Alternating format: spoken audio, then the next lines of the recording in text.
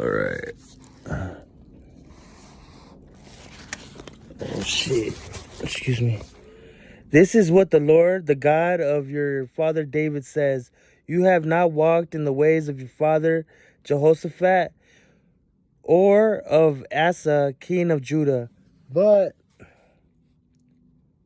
you have walked in the ways of the kings of Israel, and you have led Judah and the people of Jerusalem to prostitute themselves, just as the house of Ahab did. You all have also murdered your own brothers, murdered of your father's house, men who were better than you. So now the Lord is about to strike your people, your sons, your wives, and everything that is yours with a heavy blow. You yourselves will be very ill with a lingering disease of the bowels until the disease causes your bowels to come out. A wise man fears the Lord and shuns evil, but a fool is hot-headed and reckless. A quick-tempered man does foolish things, and a crafty man is hated. The simple inherit folly, but the prudent are crowned with knowledge. Evil men will bow down in the presence of the good, and the wicked at the gates of the righteous. The poor are shunned even by their neighbors, but the rich have many friends. He who despises his neighbor sins, but blessed is he who is kind to the needy. Absalom kills Amnon. 2 years later, when Absalom's sheep focus, honor, and respect, shears were at Baal Hazor near the border of Ephraim. He invited all the king's sons to come there. Absalom went to the king and said, "Your servant has had shears come. Will the king and his officials please join me?" No, my son, the king replied, all of us. Although Absalom urged him, he still refused to go, but gave him his blessings. Then Absalom said, "If not, please yet my brother Amnon come with us." The king asked him, "Why should he come with you?" But Absalom urged him, so he sent with him Amnon and the rest of the king's sons. Absalom ordered his men, "Listen, when Amnon is in high spirits from drinking wine, and I say to you, strike Amnon down, then kill him. Don't be afraid. Have not I given you this order? Be strong and brave." So Absalom's men did to Amnon what Amnon had ordered them.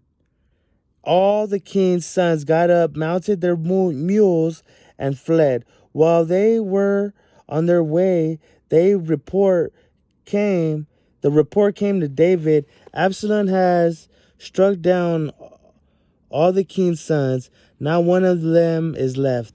The king stood up, tore his clothes, and lay down on the ground, and all his servants stood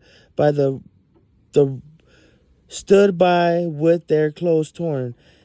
But Jonadab, son of Shibna, David's brother, said, "My lord should not think that they killed all the princes, only Amnon is dead."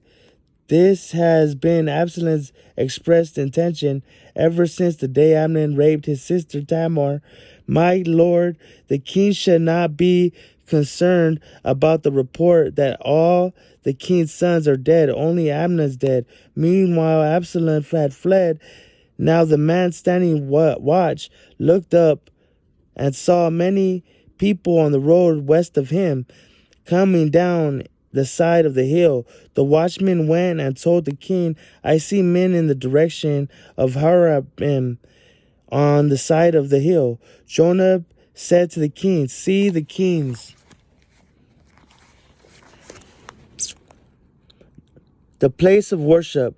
These are the decrees of and the laws you must be careful to follow in the land that the Lord, the God of your fathers, has given you to possess as long as you live in the land.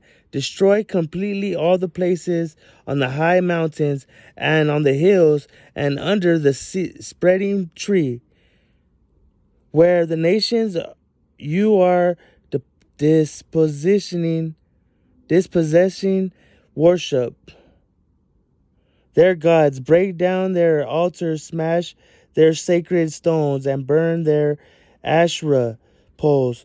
In the fire, cut down the idols of their gods and wipe out their names from those places. You must not worship the Lord your God in their way, but you are to seek the place the Lord your God will choose from among your tribes to put his name there for his dwelling. To that place you must go. There bring your burnt offerings and sacrifice your tithes and special gifts that you have vowed to give, and your free will offerings, and the firstborn of your herds and flocks. There is the presence of the Lord your God. You and your family shall eat and shall rejoice in everything you have, but your hand too, because the Lord, and with honor and respect, because the Lord your God has blessed you. Jehoiada and his sons brought out the king's son and put the crown on him. They presented him with a copy of the covenant and proclaimed him king. They anointed him and shouted, "Long live the king." When Athaliah heard the noise of the people running and cheering the king, she went to them at the temple of the Lord. She looked, and there was the king standing by the pillar at the entrance. The officers and the trumpeters were beside the king, and all the people of the land were rejoicing and blowing trumpets, and the singers with musical trumpets were leading the praises. Then Athaliah tore her robes and shouted, "Treason, treason!" Jehoiada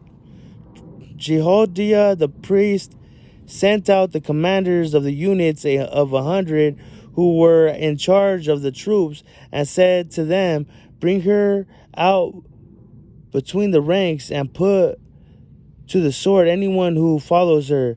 For the priest had said, "Do not put her to death at the temple of the Lord." So they seized her as she reached the entrance of the horses' gate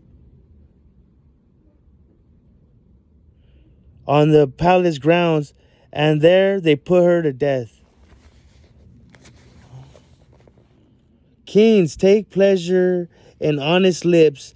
They value a man who speaks the truth. A king's wrath is a messenger of death, but a wise man will appease it.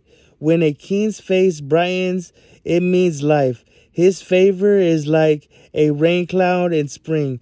How much better to get wisdom than gold, to choose understanding rather than silver. The highway of the upright avoids evil. He who guards his way guards his life. Pride goes before destruction, a haughty spirit before a fall. Better to be lowly in spirit and among the oppressed than to share plunder with the proud. Whoever gives heed to instruction prospers, Lord, with honor and respect. And blessed is he who trusts in the Lord. The wise in heart are called discerning, and pleasant words promote instruction. Understanding is the fountain of life to those who have it, but folly brings punishment to fools.